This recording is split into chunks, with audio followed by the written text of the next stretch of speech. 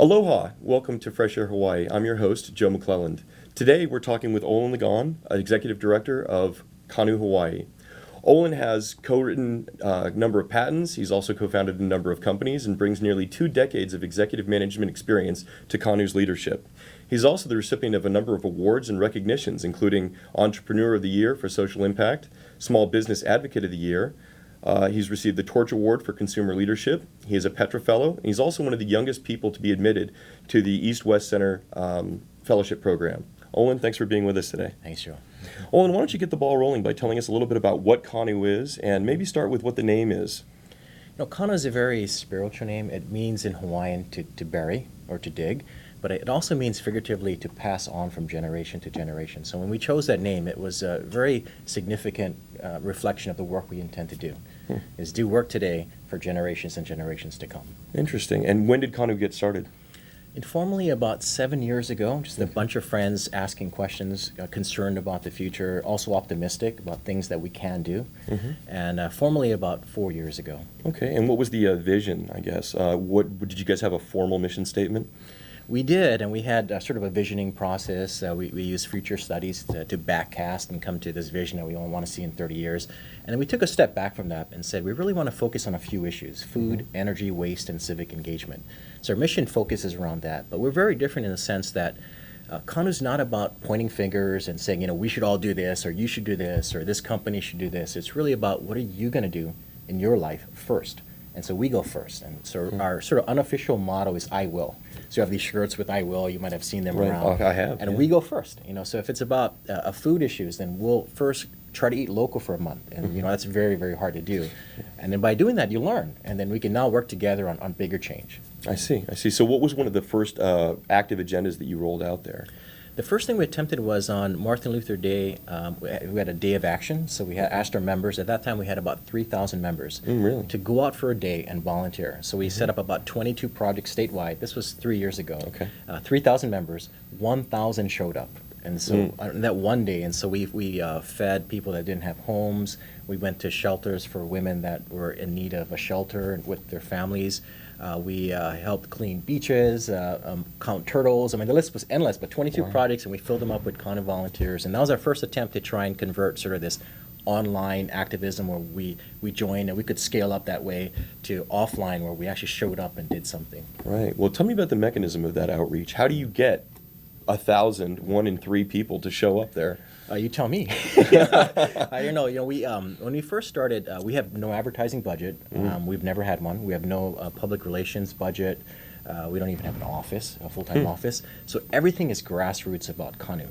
And I think what made the scale initially happen, and at that point we already had members from every single zip code across the state, was that we were different. We were very transparent with what we did. So when members joined, it wasn't about you join and this organization has all these members, but you don't know who they are or where they live. We published everything. So if you joined and you lived in Waikiki and you were committed to these 20 issues, then that showed up in your profile. And so I think that made it very different. And so we of course leveraged social media and social connections. Back then, Facebook wasn't as big, 3 or 4 years ago, but we were on Facebook. We were using all the different tools of social media and really try to connect people that way. And so we relied on grassroots versus traditional media. I see. And you did most of this through your own website rather than sourcing through Facebook, like you said. Correct. Yeah, we actually built all of our technology ourselves. And the reason why we did that was the concepts that we believed in about us committing first and having that commitment be the central tenet of the organization didn't exist in off-the-shelf software or cause-based software. Like there were all these software systems you could buy to manage organizations, but they're all about people and what they do and what they can bring versus what is it this person's going to do in his or her life.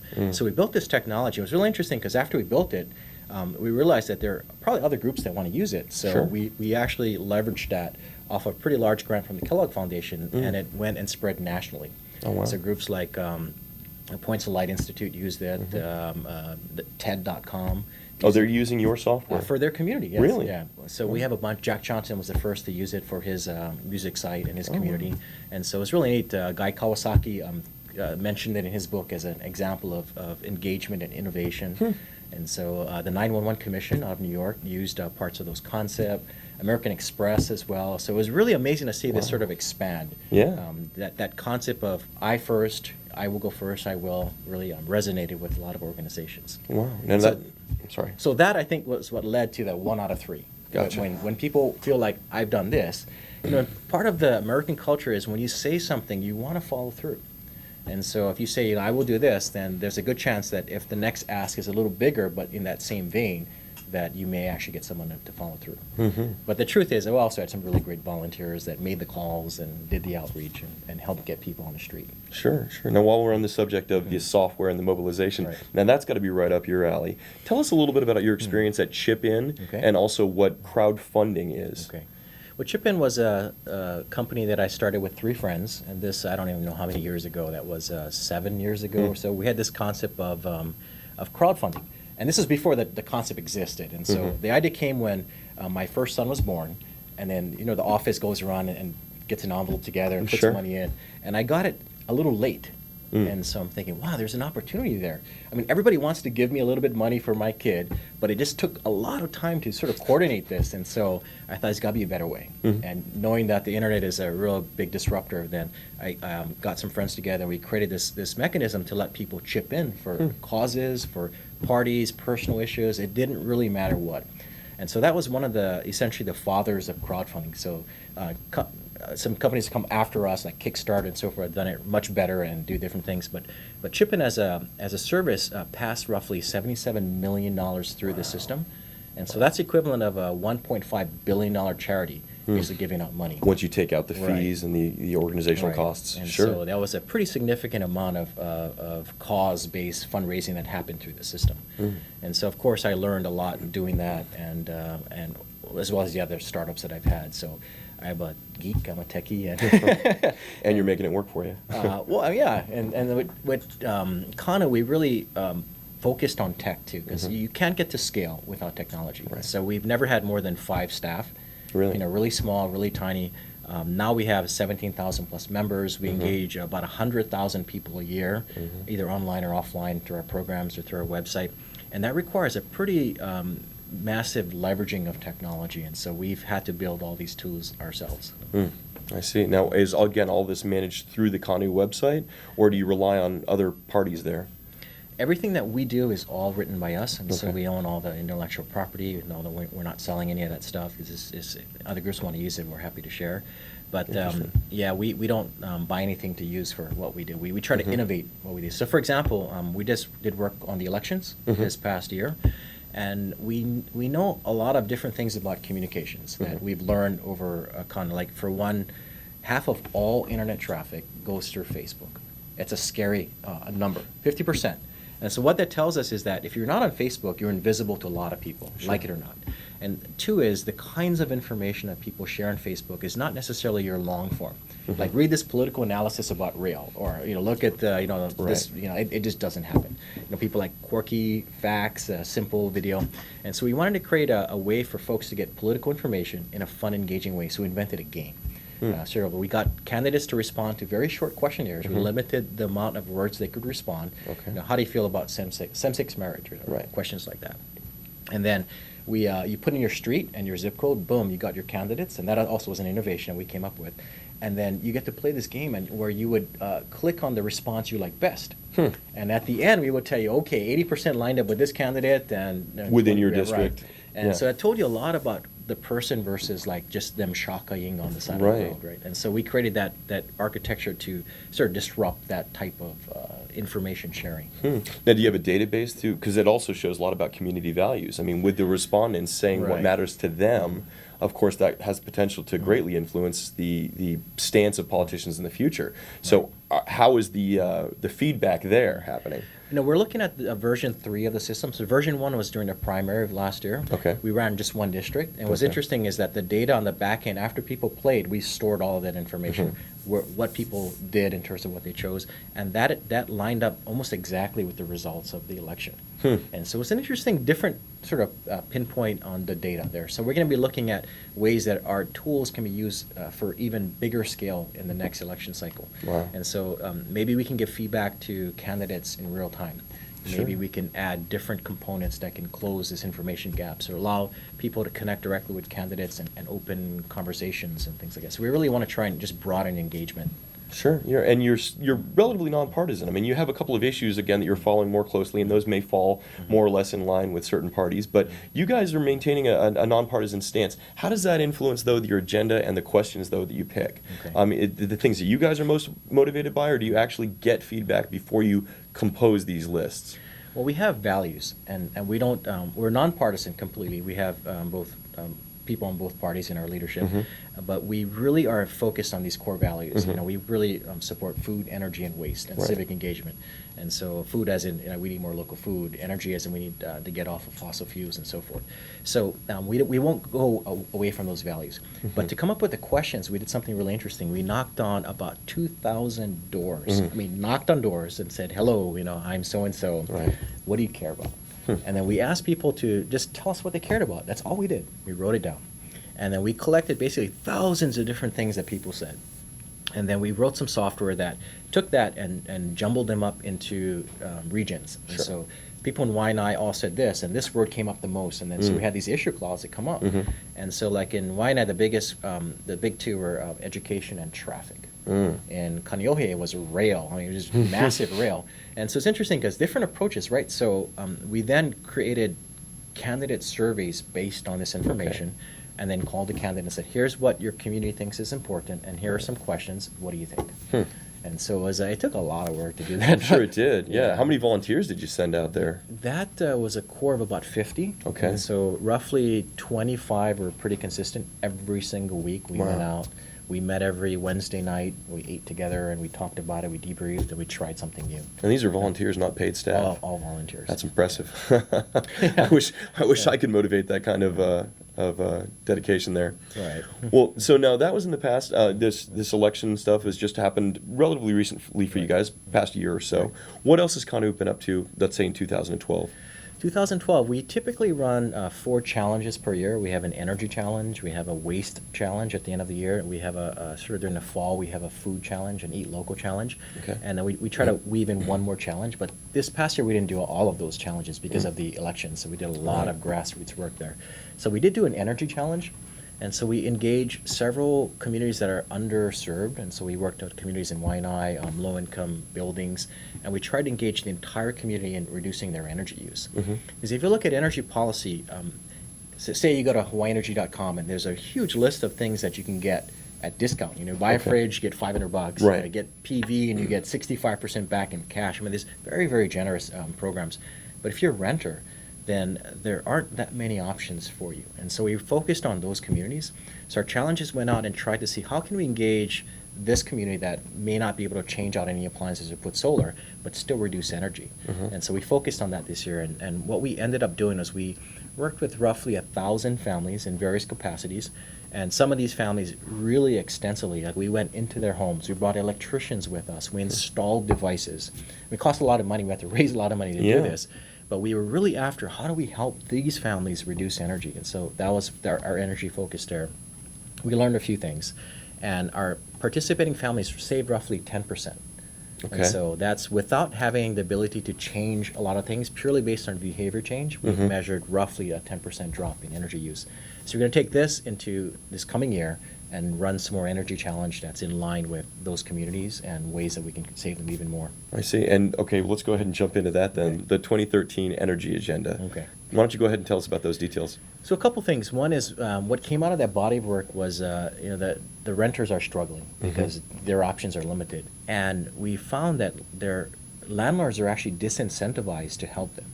So if the fridge breaks and the landlord has 2 fridges to choose from, a $1,000 energy efficient one or $500 that's not, why would they buy the $1,000 one? They don't pay the energy bill. And so it's not the right economic choice for them. And so what happens is that landlords buy the most inefficient appliances and therefore cause tenants to pay a lot more for energy.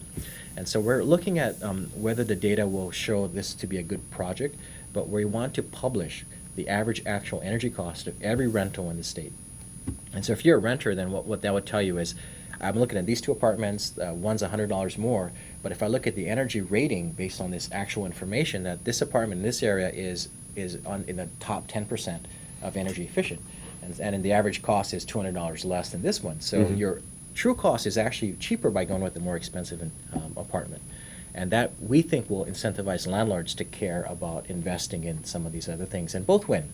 Because if you can charge more for your apartment, more rent. Right. And then but by charging more, your tenant saves more, because energy cost is more than the increase in rent, then everybody wins. And so that's one of the projects we're going to start this coming year. And of course, beyond personal savings, it all comes back to the environment, right? Right. And we have a bunch of other things that we're going to try a Netflix model. And so there are a lot of communities that don't have the ability to reach out and get support, like if you live in Hana, for example, or different parts of Hawaii Island.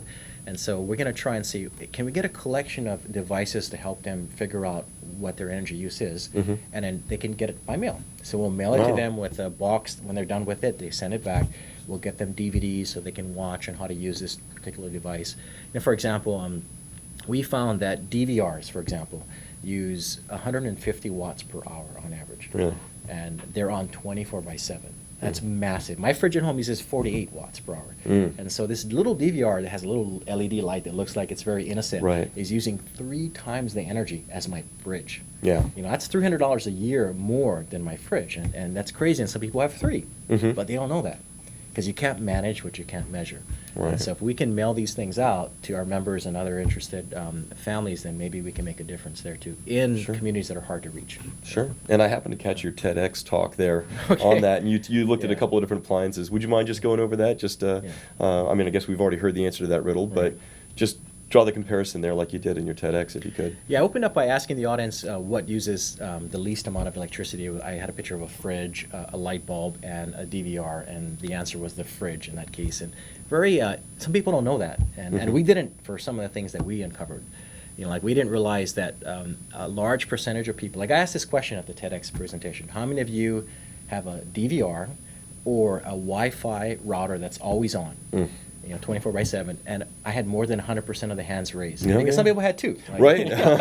Sure. Right, and that's silly when you think about it, because you don't need the DVR on all the time, nor do you need the router on all the time. So for a $10 device, you can shut that off at predetermined times. And what you're talking about, of course, is a timer. A timer that has a mechanical sort of time on it, right? Not one of those like smart strips, but it's more like a mechanical timer, right? Right. And so you turn off at night, because as you were saying in your talk there, things take a while to ramp up. You can't expect instant on with that DVR. Right. And that's why you don't turn it off, because it takes 5 minutes to boot up, and so nobody turns it off. Same with your Wi-Fi router, right? When you get online, you don't want to wait for it to boot up. Right. So you just don't turn it off. Yeah, and those DVRs, I mean, they're using pretty much the same amount of power, whether they're actually being watched or whether they're just sitting in standby. Right. Because they're still on, right? They're computers. Yeah. With 2 processors sometimes, or 2 hard drives, because you can watch and record at the same time. Two drives, and they're always on it. And the incentive from the providers, you just get the DVR from them. And so you don't really choose between models that much. And so there's very little incentive for them to give you the energy efficient one.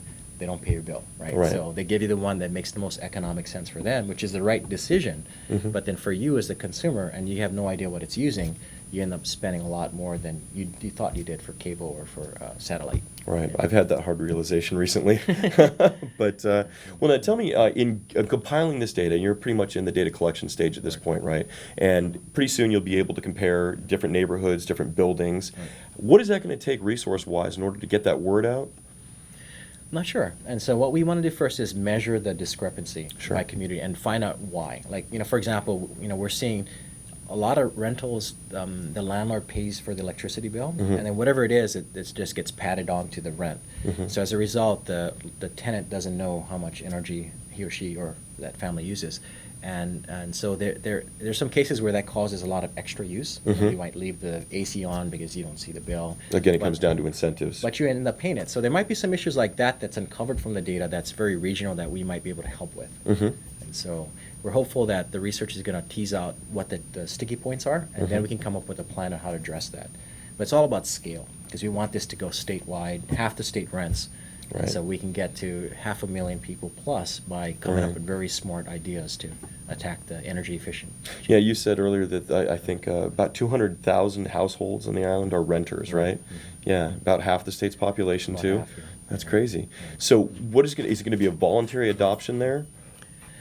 Voluntary adoption, no. More like we're going to try and figure out what the main issues are, and then provide paths to solve some of those challenges. And so so for example, if you're a renter and you come to this website, then we can help you sort of whittle down what the challenges are and then provide direct solutions, whether that's information-based, you watch a video and learn, or you actually need hardware to be mailed to you, or you need to fill out a form and get this service provided and so forth. We want to come up with that menu of items. I see, but I mean, I meant on the disclosures. So when you're talking about rental costs and Okay. average utility usage, Right.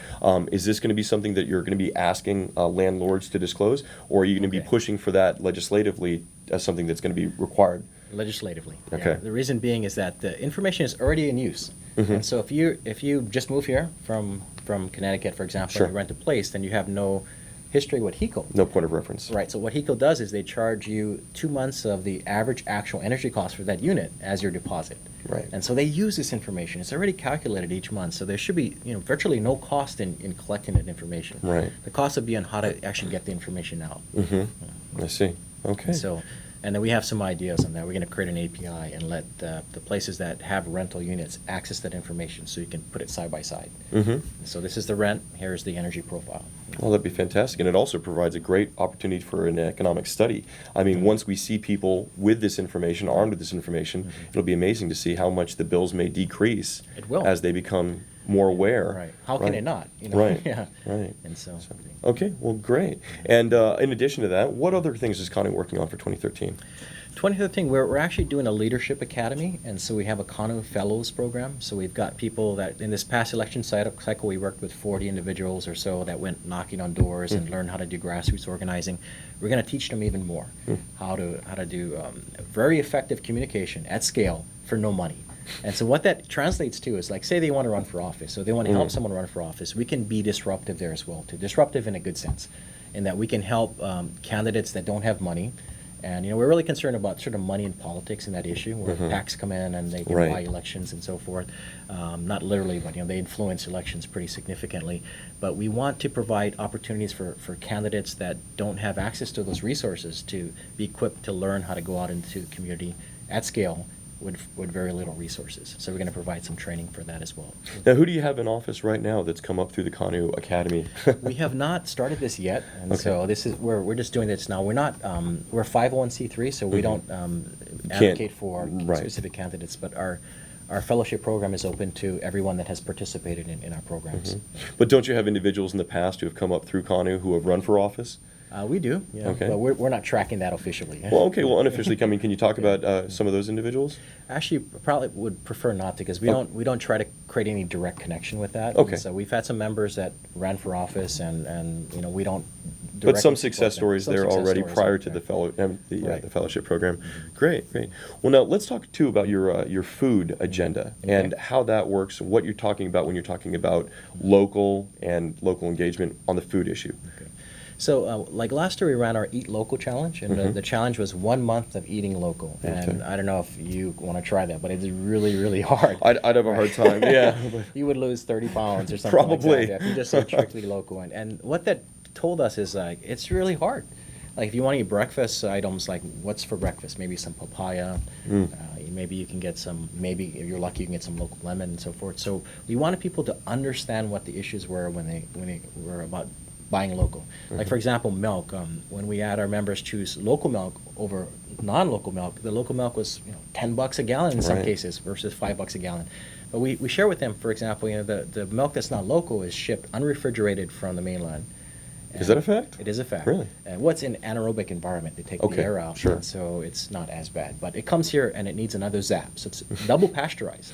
And so we're the only state in the union that allows double pasteurization of milk for consumption.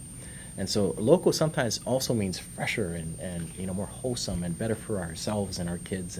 And so there's a lot of these issues about local. Like we worked with, like in our local challenge, we had about 50 restaurants and chains participate. So they labeled all the produce in the store, what was local, what wasn't. We asked our members to go and support those. Chains like Zippy's, they had a local moco where they substituted for local eggs, local beef, Oh, really? And then they had little nalu greens on the side. It was just wonderful, right? Everything but the rice, I think, Okay. was local. And it's important because when you have local beef, for example, and you want to have a local beef industry, you can't just sell the steak. Somebody has to take the other parts, grind it up, and use it for hamburgers. So Right. that's a really good symbiotic relationship with local beef. And it was nice to see even chains like that participating. So other than Zippy's, who are the other shining stars who do a great job of making use of local and perfectly organic food? Not to call out any, my Whole Foods is legendary for that kind of work, but Foodland also was incredible. They labeled every single thing in the market that was local, and it took time. They had a little Kanu logo on it and say, these particular fruits, these bananas were local, these weren't, and so Sure. forth. And they made it so easy. You could walk around the market and pick up all the food you needed for a week. And have those programs persisted past the month of awareness? We haven't tracked it, but I would, from what I know in my life and the people that we talk to, yes, once you start eating local, it's hard to stop that because you start understanding all of these different issues, and you just want to support farmers, and you start liking the taste of fresh fruits and fresh produce. Well, so it's a change for life after all. We try. Yeah. Well, speaking of farmers, tell us a little bit about your pop-up farmer markets. Okay. That was interesting because we identified food deserts in some of our local work. And these were communities where the people that were living there didn't have walking distance to fresh foods. And so a lot of kupuna can't walk, for example, long distances. And so they were stuck with a corner market and very unhealthy foods at the corner market. And a lot of these communities had access to food stamps or EBT. And so we thought, what if we popped up fresh farmers markets in these communities, low-income communities, where they had the access to buy fresh foods, and we get this pop-up market, and we provide the mechanism to accept the food stamps, which didn't exist in Hawaii before that. And then we think we could have a winner, right? We bring the fresh fruits, we let them use the mechanism they have for buying food, and then we provide demonstrations on how to cook different foods, and then we can also survey the community, like, what do you want to eat? Sure. If it's an Asian community, then we can bring in Asian vegetables. If it's a local community, they like poi or different lau leaves, we can bring those in as well. So we tested that concept, and we found that it worked. Some vendors sold out within hours, and the EBT access was critical. And so that we've now expanded that, and we've passed that project on to the Green Wheel Food Hub. It's an amazing organization. They partner with us for this project, and now they're tackling it and installing EBT access on all the farmers markets on this island. Really? That I know of, yeah. Wow, that's impressive. Now, again, with these EBTs, what did it take to accomplish that, to get that changed over? It took some grant funds because no one's paying for that now, and so we were very fortunate. The Innovation Fund, the Omidyar Families Fund that runs out of the Hawaii Community Foundation, sponsored the sort of outreach for that, and so it requires a human person there again swiping it and converting the EBT to tokens that can be used at the stalls and then returned back and then converted to cash for the farmers. Required the machines that you need to sort of swipe these cards. They're different than your credit card swipe machines, and so it required some infrastructure, both policy, structure, hardware, software, and then sort of outreach to the vendors to let them know we have this project and this is how it works, and also some testing. After we put in EBT, is it helping? Are we increasing sales? Are we actually getting people to come in and use these tokens that we exchange for and so forth?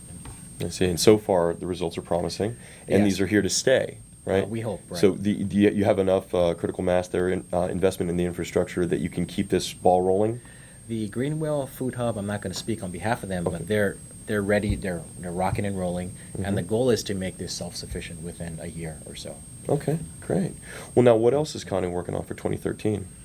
We're still coming up with some other ideas, and right now we're really focused on that Leadership Academy, the fellows. We have some really big ideas around energy, that landlord disclosure. Right. We also have an energy challenge plan. We have our Eat Local challenge plan. And the Eat Local, we want to do a little different this year, too. So we might do some policy-related work there, too. And so that's currently being planned. By the end of Q1 of next year, we're going to be ready to go.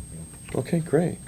Now, getting back to the energy issue there briefly, have you looked at ultimately it's going to come down to incentive, right? What's going to motivate either the property owner or the landlord or the renter to introduce these energy-saving technologies?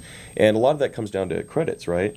Have you seen these portability programs? I know they're rolling them out in Florida and maybe a few other areas where, in a renter, if I'm renting a unit, I can invest in, let's say, solar powers or something like that. And then even if I move, I can continue to collect that credit even after I've relocated. How would that do in Hawaii? I don't know. I looked briefly at that issue, and it's not something that's sort of what we want to work on.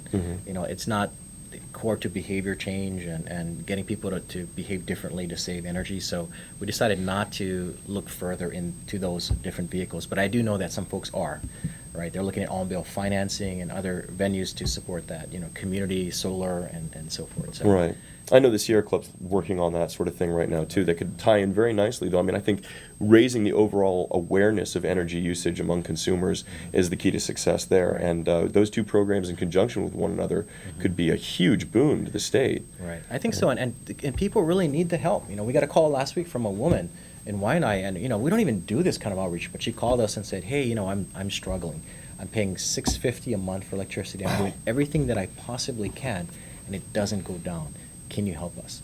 Can you come down? And so they called the electric company. They sent someone down, and they identified the microwave and some other issues, but it still wasn't going down. So we were sending someone out this week to look and see what the issue is and see if we can provide some help. Wow, and you guys have the resources to do that? We found a volunteer. Okay, okay. Yeah, we have a lot of volunteers. Yeah. So, right. But then we heard the need, and we decided to go out. Okay. And with these Netflix-style packages you were talking about, so you're going to raise the capital for that, and they're going to be on loan? You're going to send these suckers out? Right. And then how long does it take to get an energy profile then using that kind of technology? Well, we think it takes like 3 months. And Okay. so the goal is to get someone's energy bill into the same type of intelligence as their cell phone bill. Because, we're hardwired to manage what we can measure. So when your cell phone bill is $5 more than what you think it should be, you're like, well, what happened? And you look, right? Because everything's itemized, course, and then you yeah. change your behavior for $5. Right. You don't need the $5, but then you just want to That's do that. $60 a year. It is $60, but $5 you do it, but not your energy bill. It comes and it's one number, $650. What do? I don't know. What caused it? What did I buy for $650? So the programs we want to do by this Netflix model is give them,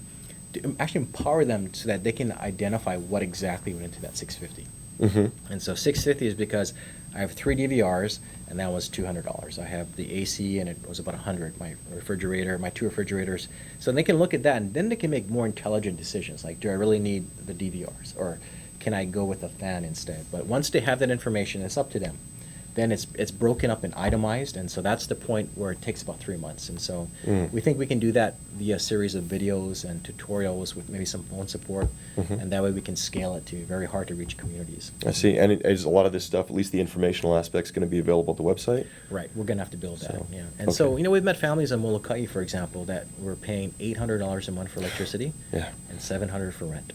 Wow. So, I mean, just pause on that for a second. That's More crazy. for electricity and rent, right? Yeah. I mean, what do? You got a large family, 3 families living in one unit. The cost of Molokai is crazy per kilowatt hour. And, the hot water is on all the time, and everyone's taking showers, they're cooking, and the fans are blaring, and it's a lot of money for a family to be paying that much for electricity. Absolutely. Yeah, I mean, it's mind-boggling. In fact, it sounds like a commercial building rather than a residence. It does, yeah. They hunt a lot, so maybe there's a big treasure, chest freezer. For meat. Right. There's Well, a maybe lot of that'll different do things, it. right? So it does add up, though. Yeah. Well, what would you like to see then, what would Kanu like to see for energy legislation then, other than tracking those numbers? And what are you guys pushing for in the total picture? We're not sure yet, so we're going to listen to our members and see what's important. We're going to look at what bills are out there, and with part of this fellowship program, we're going to ask the volunteers to track that. Like, what's good, what's important, what can we actually rally around, what kind of action step can we take.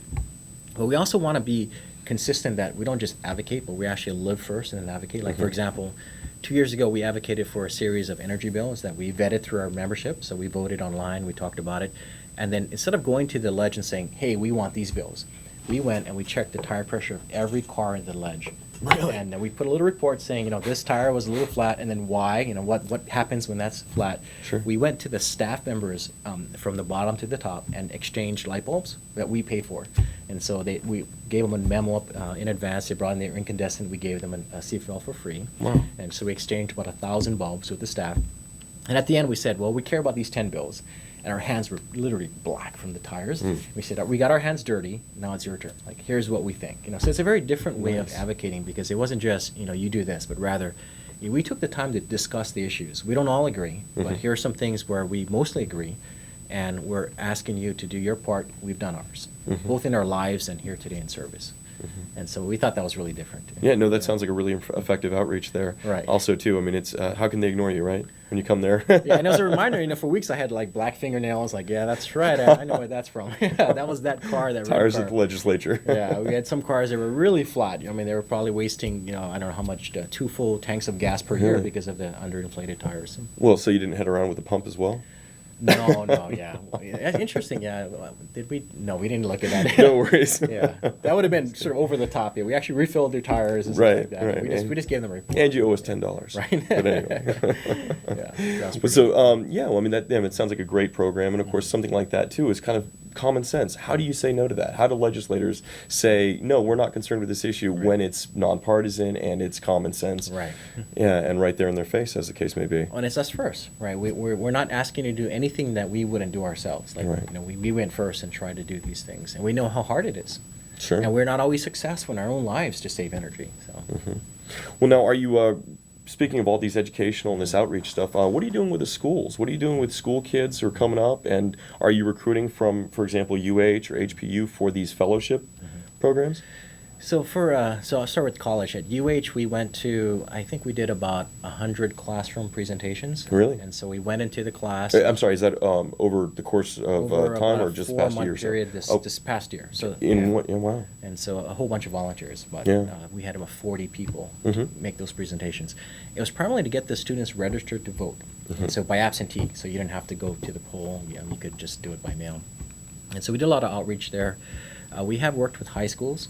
There's a sort of a cutoff where you can't work with kids under 13 online, and so we try to stay away from kids under 13 because you have to get the parents' permission, and it's beyond our infrastructure to engage kids that young. So we're really focused on the high school on up.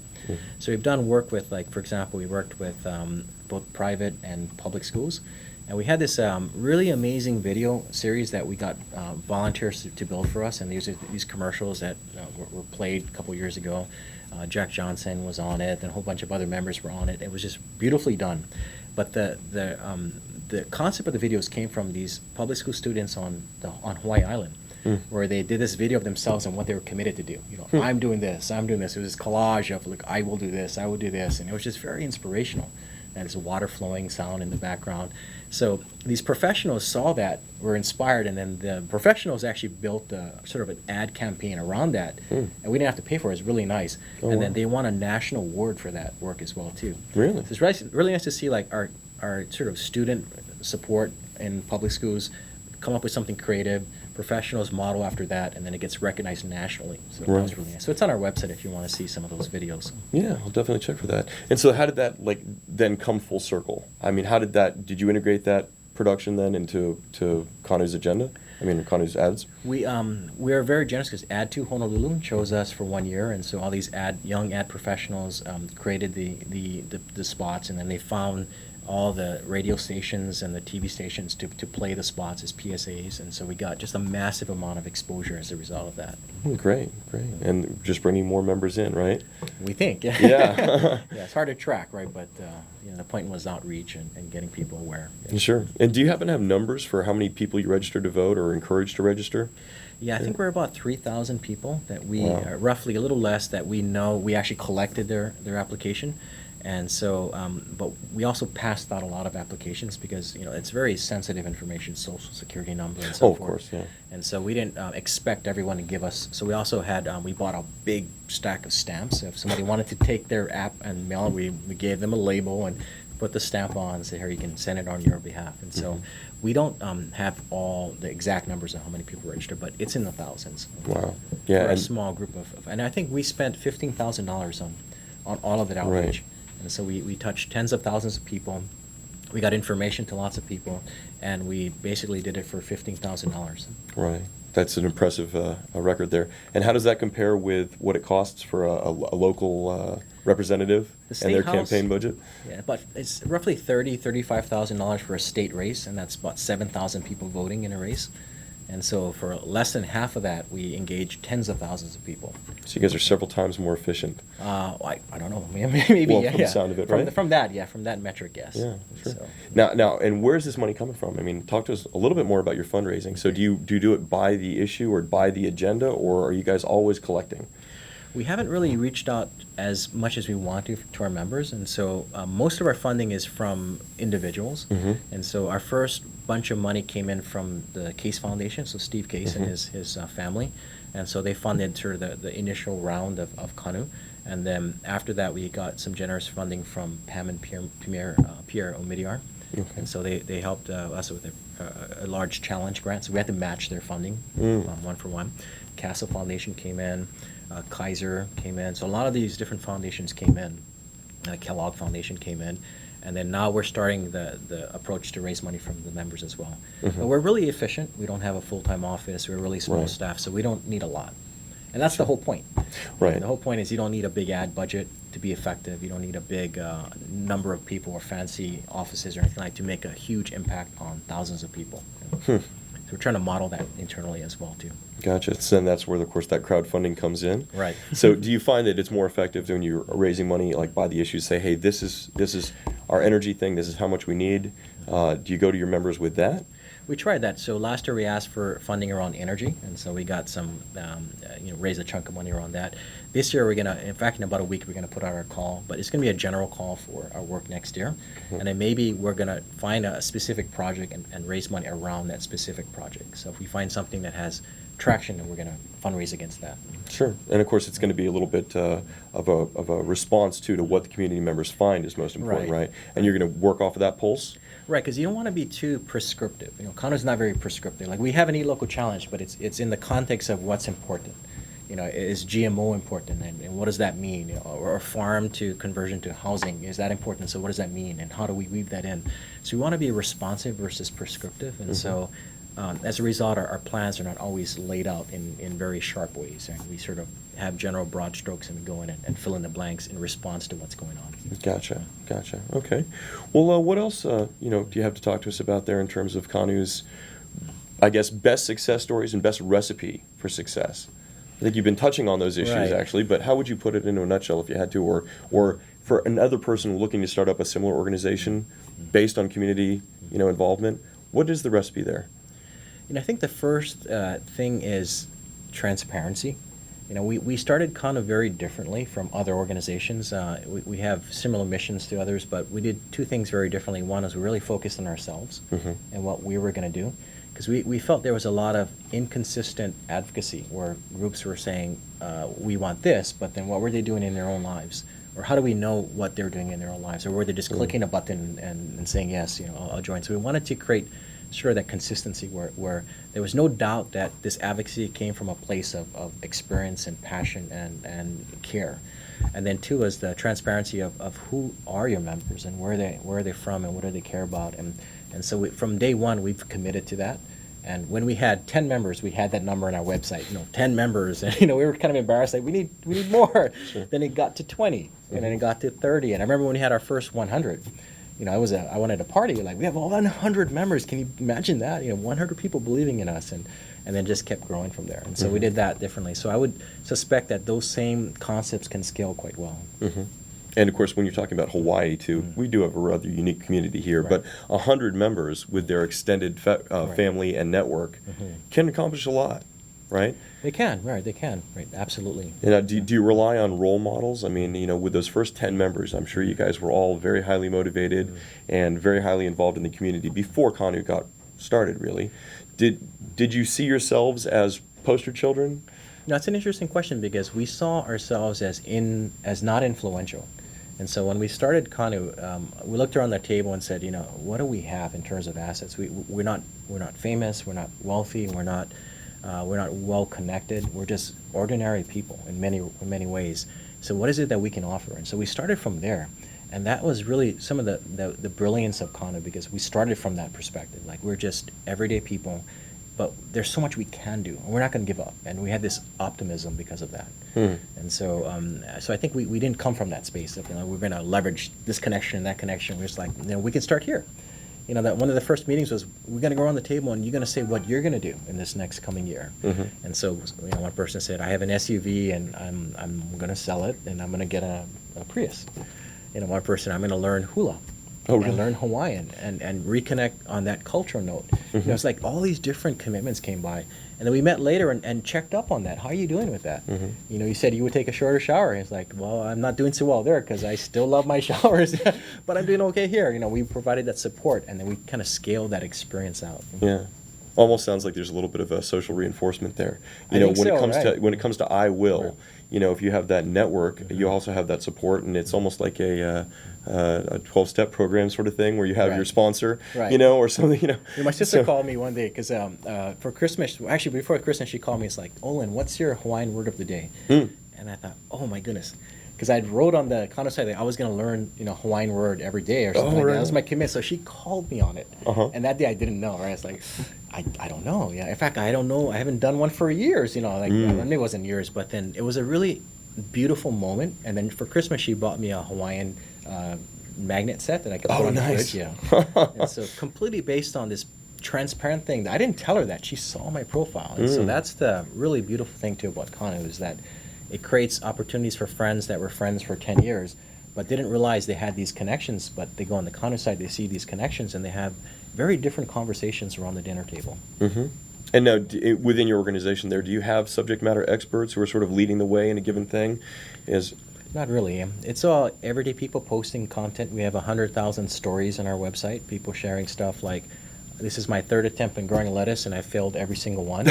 In that particular example, there was a student at Punahou that saw that and sent a kit on how to make lettuce.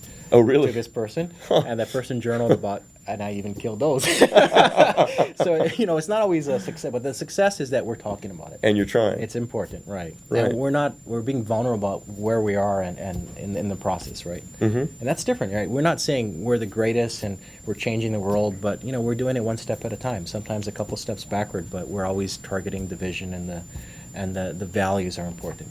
Sure. Now, I've actually visited this website, of course, and I've seen a number of people are posting. How many people actually have their own blog? Like Alani Apio, is it? Right. Yeah, I mean, he's a board member?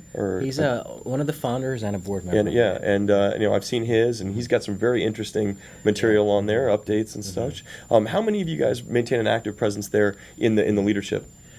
That's a good question. We probably have several hundred people that post consistently.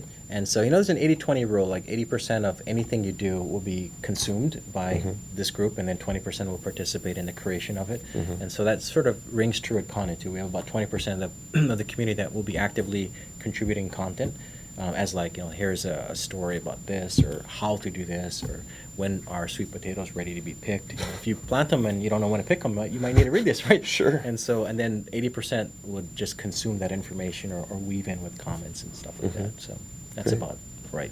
And with all of you guys being so actively involved in the community, how many other organizations do you guys collaborate with there? I mean, I know that, like you said, you're just a bunch of regular people who are concerned and want to know more and do more for local issues. Right. But I know that a lot of people have cross membership, and I know Alani's involved in a number of things. Right. And when he gets that word out on his website, I mean, does it work as an effective springboard? Does Kanu membership follow suit? And Yeah, we don't.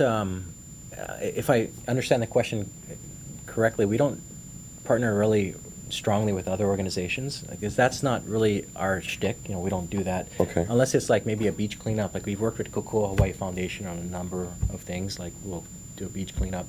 We worked with IHS on a big public housing beautification project where we had 400 people go to KPT and paint and plant fruits and food and stuff like that. But that's sort of the oddball project, and so it's we need to get better at that. We're going to find different ways to do that. Sure. But we're also not resourced to manage those relationships right now. So we're so tiny that just working with these thousands of members and keeping them engaged and finding opportunities essentially exhausts all of our bandwidth. And then for us to try and plug in another organization stuff, we need more sort of bodies to do something like that. So I see, but you do have that great resource though of the website, and you have that network. I mean, it's a great place to mobilize people, and of course, I know you guys. 100,000 people a year read the website. Wow. So it's a pretty significant amount of traffic for a nonprofit website. Right. Right. I mean, it seems like that would be a great place to get the word out. I mean, I know that you guys, you have to kind of keep that nonpartisan position there. You want to try not to get too partisan, right? But otherwise, though, when it's things like a beach cleanup and stuff like that, you guys can reach out to a much broader audience than can perhaps the Sierra Club or Surf Rider. Right. Or, but we have to be careful, because if we say yes and we're going to put the word out for your beach cleanup, then what makes us say no to the next person? And so it's really hard for us to say, okay, I'm going to help you with that, because then we have to be consistent. And so we sometimes have to say no a lot, because we want to keep Kanu sort of pure for the members. Because at some point, we don't want to overwhelm them. Sure. If we're really just about an advertising channel for all these other causes, then the value of Kanu becomes diminished. And so we're looking for ways to balance that. We haven't figured it all out, but we realize there's an opportunity in our channel. We might try another website to provide opportunities and as way of promoting other causes and so forth. But that's something we're still playing with. Sure, like the Kanu affiliate activity of the week or something. Maybe, yeah. Or, yeah, something like that. Yeah, I mean, in addition to, you said, limited institutional resources, of course, you do have to worry about personal resources. Not everybody can do everything all the time, as we know. But and not to be too Oahu-centric, too, because if you look at our membership per capita, our membership base is strongest not on Oahu. Is it a fact? Hawaii Island. Really? And so we have more members there per capita than we have here in Oahu. And so we have to be cognizant that we have to find opportunities to engage folks in different communities, and it's not just an Oahu-centric approach. But it's really hard when our membership volunteers are here, then the people that work for Kanu are here too. So we tend to concentrate our efforts here. But we're mindful that we're going to try and find opportunities to work. Like we did a project on Molokai this year. We actually hired a couple people on island and did an energy project where it was pretty intensive, but it was on island with on island talent and so forth. Oh, great! So you weren't just shipping people over there from Oahu. You were growing the. Well, I mean, it's great if you can, but you have to find that volunteer base first, right? The talent's there, right? Every community is loaded with talent, and so it would be hard for us to imagine that we're more knowledgeable and can do a better job than people already in the community. So we for the projects we've done outside of our shores here in Oahu, we've really looked for talent where talent exists. Wow, that's great. I mean, it's great that you can find it and that they're coming to you, right? Right. Yeah. Now, how much are the issues different? I mean, I know that certainly with the food issue and the energy issue, that seems to sort of carry over. But obviously, rail is not much of a concern for those living on Molokai, the Big Island, or wherever else. Right. But do you find that most of your issues have a significant amount of carryover and that people care about the same things in the same amount? It's interesting that with rail, for example, when we did the outreach on Kaneohe and Kailua, we knocked on doors and we asked people, and that was the number one issue. Almost every home, the first thing that came out was rail. A lot of folks against it. But we had a lot of folks saying, I'm not really for rail, but I got H3, and I know everybody paid for that, and I'm benefiting from this. And so I don't understand all the issues, but I realize that at some point you got to share, and you got to sort of support other communities. And so if better minds have figured out that this is a good value, then I'm going to have to agree with it. And so we see really different perspectives. Or we did a project on Lanai. 20 volunteers spent the weekend there on the beach. We did door knocking and knocked on doors and surveying the community. And a lot of interesting, like asking people how they felt about wind and so forth. And it was interesting the kinds of things that came up. Like, for example, one family said, if you go and walk down this street, you probably find every single family has a freezer in the garage. It's not because we like freezers in our garage, but open it up. It's full of fish, it's full of beer, it's full of stuff that we've collected off the land, the limu, the opihi, and so forth. We literally live off this land. And so for us to lose any percentage of access to this land is going to deeply affect the way that we actually live, because we live off a large percentage of our food from that. And so it's really a different perspective on like removing parts of or access or issues about, I don't mind us setting this up, but if I'm going to see these windmills and it reminds me that we need it because you guys just don't know how to manage your energy on Oahu, that's not a good reminder, right? Or from that perspective. Or, more recently, like on Maui, it's not so much the windmills are ugly, but at night the lights blink red. And it's very, very hard to like just go outside and enjoy the night when you see all these big blinking lights, and so like I would have never thought of that, right? Sure. So the issues are different wherever you go, right? So it's really good to listen. We do a lot of listening. It is, yeah. And you guys are also becoming, I guess, a repository for all of the local issues, right? I mean, as people give you feedback, pretty soon you'll be the go-to guys to say what does the community care about and how much, and that would be a nice position to be in because we like to listen. And our members have been very generous in sharing. When we ask for feedback, by the thousands, we'll get back different bits of information. So it's a great thing to do, I think, is to listen and hopefully use that information wisely. Great. Yeah, well, on that note, where do you see Kanu in 5 years? How big do you think you guys will be, and at your current growth rate? Yeah, well, I'm not going to be at staff level or anything, because we also believe in not perpetuating ourselves, and so we're gonna like I was in the Peace Corps, and they have this rule where every 5 years everybody's new. Like you can't stay there for 10 years, and Right. it creates a lot of chaos, but it also creates fresh new ideas, and it's not your baby, right? Every 5 years, nobody that was around 5 years ago is still with the organization. Maybe we could use that more in So- government, but Maybe. So we see that at Kanu too, and so like we just have this this month we're actually switching. James Kosheba is stepping down as ED. I'm stepping in as ED, and then I'll step off at some point, and then another person will step in to let new ideas come and percolate, to let different journeys happen and experiences happen. And so I don't want to guess what's going to happen, but what I do know is that we're going to have the same values: food, energy, waste, and civic engagement. There's so much work to be done. And we're going to stay on that mantra, and we're not going to sort of deviate from that particular thread. But the way that we implement that will be responsive to what's happening in the community. so it really will depend on what happens in the future Right. and how you guys are going to help shape that, hopefully. Right. Like, I was in Russia, and I was there in 2000, and they had a financial collapse in 1998, complete collapse. Every ruble was devalued to zero. So I met public workers that for 2 years were not getting paid. 2 years. Teachers, doctors, lawyers. And so I asked, how'd you eat? How did you feed yourself? And they had to rally around and support themselves by growing their food. And I mean, shame on us, they have only 3 months to grow food, but they did it. And so, like, I'm not saying something like that's going to happen in Hawaii, but then that kind of responsiveness was beautiful. Like, for me to experience that and see how they did it, and to think that whatever happens in Hawaii, hopefully not that drastic, but we want to be responsive to just issues of the day. Right. Well, great. Well, Olin, thanks very much for being with us today, and I'm sure we're all going to be watching Kanu very closely and keeping track of your agenda over the next I hope year so, or two. and come off for a volunteer event or two. Yeah, sure thing. I'll be checking the website. Sounds good. Thanks very much. Thank you.